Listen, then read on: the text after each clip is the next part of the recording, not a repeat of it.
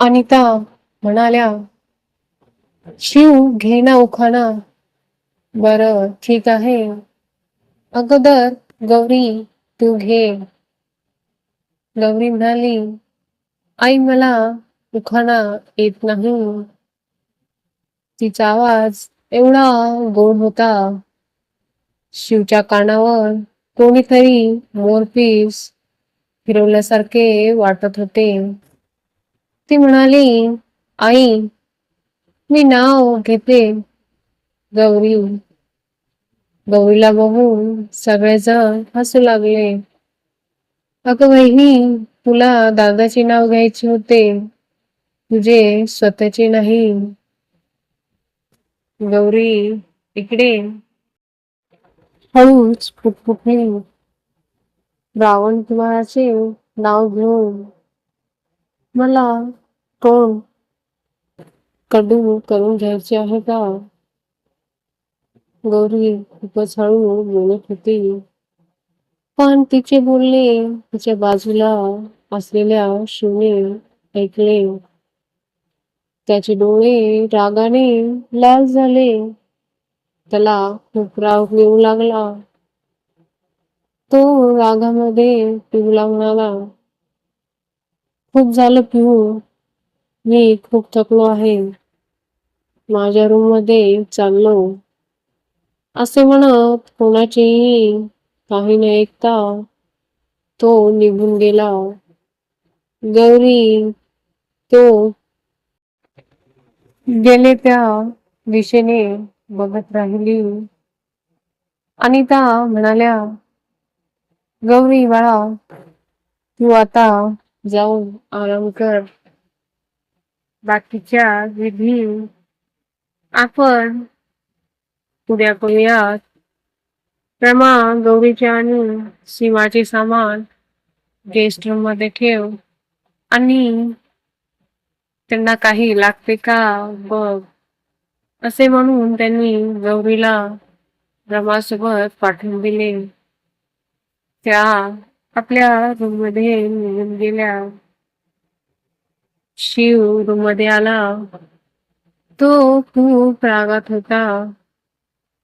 तिची हिंमत कशी झाली मला रावण कुमार म्हणण्याची. तिला उद्या बघतोच मी, असे म्हणत तो रागामध्ये बाथरूम मध्ये गेला. फ्रेश होऊन बेडवर झोपी गेला. सीमा आणि गौरी येऊन फ्रेश झाल्या आणि लगेच झोपी गेल्या. दुसऱ्या दिवशी सत्यनारायणची पूजा असल्यामुळे सगळेजण तयारी करत होते.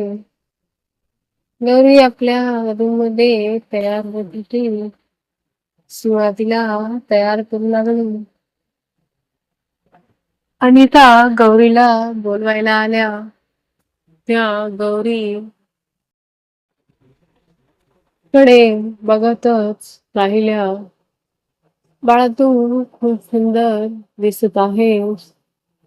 त्यांनी डोळ्याचे काजळ काढून तिच्या कानामागे लावले. नजर न लागो तुला, असे म्हणत तिला मिठी मारली.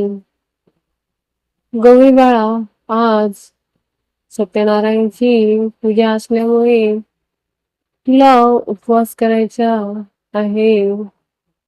पूजा पूर्ण झाली की तू उपवास सोडू शकतीस. चल तोपर्यंत तू काहीतरी खाऊन घे. सीमा तू चल बाळा, नाश्ता करून घे. त्यांनी सीमाला नाश्ता आणि गौरीला ज्यूस फ्रुट्स दिले. दोघींनीही आपला नाश्ता पूर्ण केला. पंडितजी आले. तात्या म्हणाले, सम जाऊन शिवला घेऊन ये. शिव आला आणि त्याने दोघांना पूजेला बसवले. पूजा सुरू झाली. पंडितजी जे सांगत होते गौरी आणि शिव तसेच करत होते. शिवच्या हाताचा स्पर्श गौरीच्या हाताला झाला तसे ती घाबरून आपला हात बाजूला करायची. शिवला हे बघून राग आला. ती मला इग्नोर करते आहे का असं त्याला वाटू लागले. पूजा संपली. पंडितजी दक्षिणा घेऊन निघून गेले. अनिता शिवकडे पाहत म्हणाल्या, शिव तुम्ही दोघे सत्यनारायणचे पाया पडून आशीर्वाद घ्या आणि नंतर सगळ्या मोठ्यांचा आशीर्वाद घ्या. शिवानी गौरीने उठून देवाला नमस्कार केला. नंतर घरातील सगळ्या मोठ्यांचा आशीर्वाद घेतला. ते दोघे येऊन सगळ्यांसोबत बसले आणि त्या म्हणाल्या, सुनीता जाऊन ते दुधाचे भांडे घेऊन ये. आपण अंगठी शोधायची रसम करूया. सुनीता लगेच भांडं आणायला गेली. अनिता म्हणाल्या, शिवगौरी तुमच्या दोघाला त्या दुधाच्या भांड्यामध्ये एक अंगठी टाकण्यात येईल. तुम्हाला ती शोधायची आहे. आपल्याला ती वेळेस खेळायचा आहे. जो सगळ्यात जास्त वेळ अंगठी बाहेर काढेल तो जिंकला आणि तो आपल्या पार्टनरवर आयुष्यभर राज्य करू शकेल. शिवने मान वर करून गौरीकडे बघितले तर तो बघतच राहिला. दुधासारखा पांढरा शुभ्र कलर, निळे निळे डोळे, हिले सोडलेले केस, पिंक कलरची साडी आणि हलकासा मेकअप, गळ्यामध्ये डायमंडचं छोटस मंगळसूत्र, भांगेमध्ये सिंदूर. ती अतिशय सुंदर दिसत होती. त्याचे तोंड आश्चर्याने उघडच राहिले. तो एकटक गौरीकडे बघू लागला. त्याला असे बघून सगळे हसू लागले. समोर त्याच्या बाजूला बसला होता. सुंदर आहे ना शिव? हो, खूपच सुंदर आहे असे म्हणाला. त्याचे बोलणे ऐकून समर हसू लागला. समर थोडा जोरात म्हणाला, तोंड बंद कर, तोंडामध्ये माशी जाईल. शिव एकदम भानावर आला आणि इकडे तिकडे बघू लागला. तो समोरकडे रागाने बघू लागला. पण गौरी आपली नजर वर करून शिवकडे एकदाही बघितले नाही. राहून राहून त्याची नजर गौरीवरच जात होती. शिवने आजपर्यंत गौरीला एकदाही पाहिले नव्हते. पण गौरीने त्याच्याकडे बघितले नाही म्हणून त्याला राग येत होता. सुनीताने अंगठी दुधाच्या भांड्यात टाकली आणि त्या दोघांना शोधायला सांगितले. शिव हात टाकून अंगठी शोधू लागला पण गौरीचा हात अजूनही बाहेरच होता. शिव म्हणाली, वहिनी लवकर अंगठी शोध, नाहीतर दादा जिंकेल. नाईलाजाने गौरीने हात भांड्यात टाकला पण ती अंगठी शोधत नव्हती. ती फक्त हात दुधामध्ये फिरवत होती. शिवने हे नोटीस केले.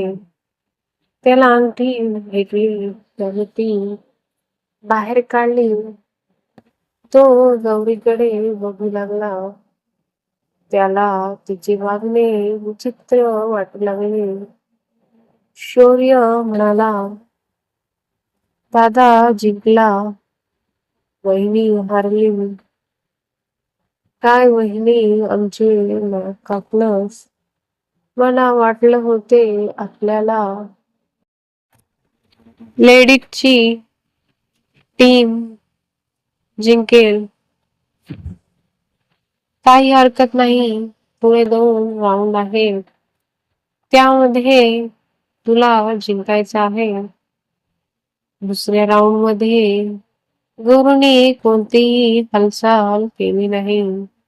आता शिवची शंका सत्यात बदलली. गौरीला अजिबात इंटरेस्ट नाही.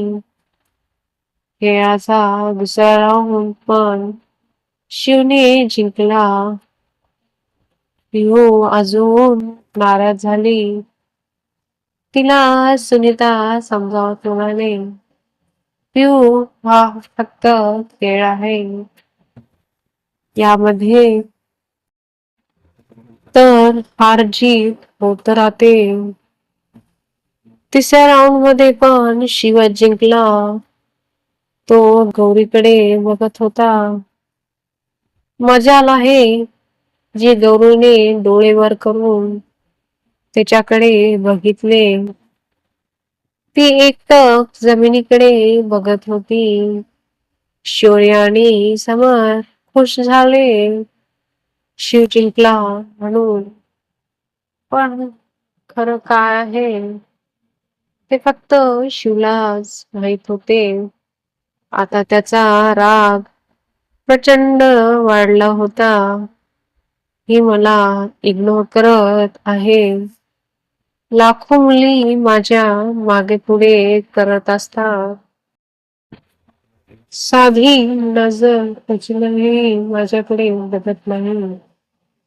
आता त्याचे मन कशातच लागत नव्हते.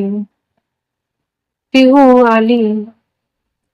काय वहिनी, आपण हारलो ना. तू एकही गेम जिंकला नाहीस.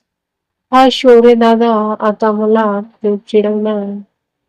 अनिता तिला समजावत म्हणाल्या, असे काही नाही.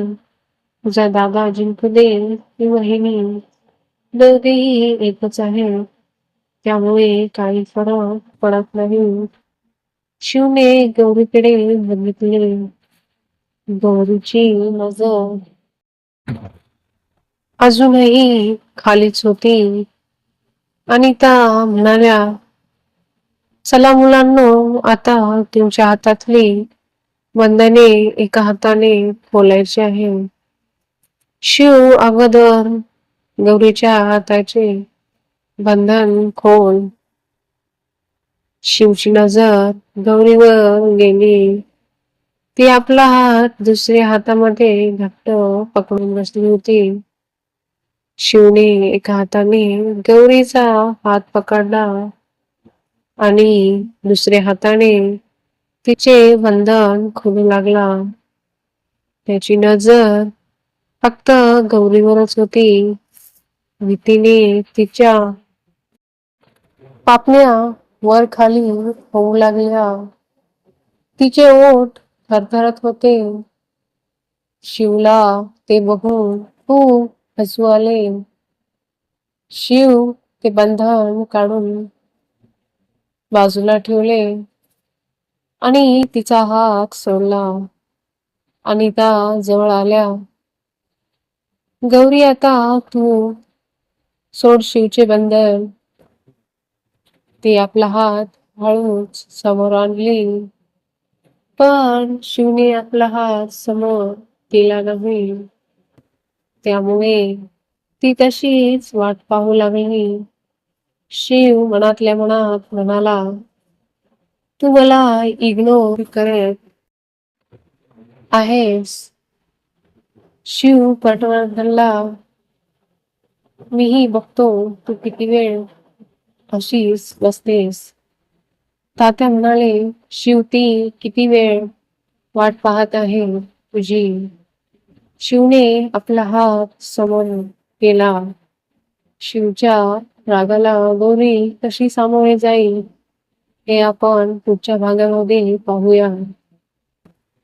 गौरी आणि शिवचे हे नातं कोणतं वळण घेणार आहे हे जाणून घेण्यासाठी पहा पुढचा भाग, भाग 6.